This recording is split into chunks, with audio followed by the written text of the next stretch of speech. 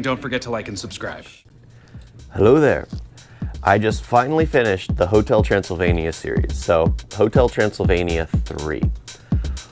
I don't know what I was expecting from this one, honestly, because the first one was basically him being introduced to trying to be welcomed by a human society, welcoming a human, whatever. You guys probably have seen it. 2, he's wanting to bring out the monster in his own grandson. 3 was basically a revenge from the past. I was actually excited for it when it first started because I've always loved Van Helsing as a character, especially the Van Helsing family, especially that they're introducing the fact that it's the Van Helsings have always hunted Dracula. It's just like, okay, this is actually pretty cool. I like this. And then they end up on a cruise ship, and I was like, I don't know what I'm expecting. And then they go to Atlantis, and there's a lot of little things that are just making no sense. Because are these fish monster people from Atlantis? Wait, but when they get to Atlantis, there are Atlanteans there. Are the Atlanteans on board with the whole mission? Is that a part of the whole thing? Are the Atlanteans wanting other monsters taken down to under the sea with them? Is that because there's a lot of stuff going on that I'm like, I don't get it. It doesn't make sense to me. I mean, I was fascinated by the fact that it was like, oh, okay, Alexander Van Helsing couldn't get him. He swears revenge, only for the whole thing to take place on a cruise ship. And it was like, I don't care. And I don't feel like there was many funny moments in this one. I really don't.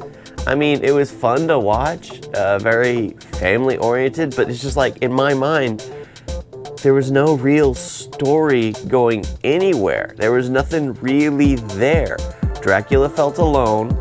His daughter thinks that he's getting exhausted from work, that she takes him on a cruise. But not him, not just her family, because her excuse is, we need to take our family on a cruise. We need to get away from it all. The whole hotel goes on the same cruise. That doesn't make any sense. It's just like, oh my gosh. Why is the entire hotel going to this cruise? Why? There is no real purpose for that. Yeah, but it's just like, I couldn't really find much humor out of it, except for really Dennis and the little wolf girl. She is like the best part about it, because every time because I was thinking, you know what, it would be nice if for the third one, it was like a teenage Dennis. And they could show him constantly like being best friends with her, but refusing to meet her gaze, like they did at the very end.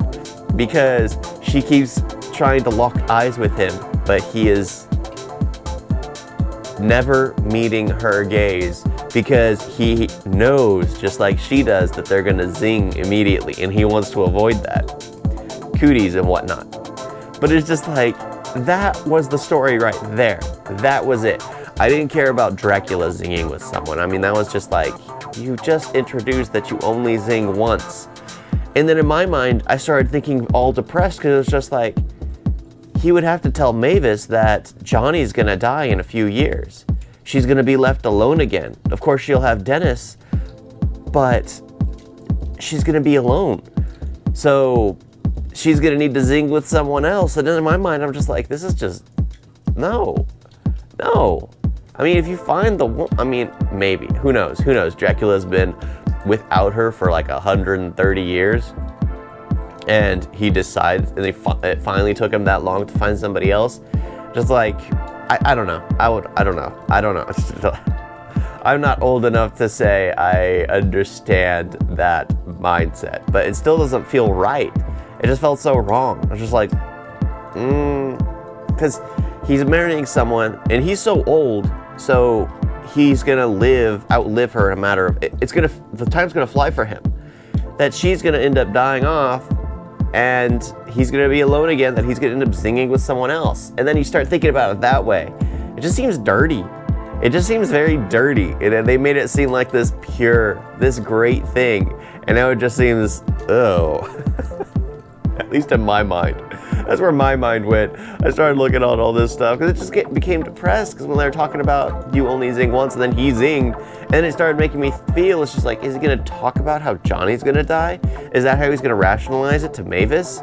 Because that does make sense. He's not gonna live that long.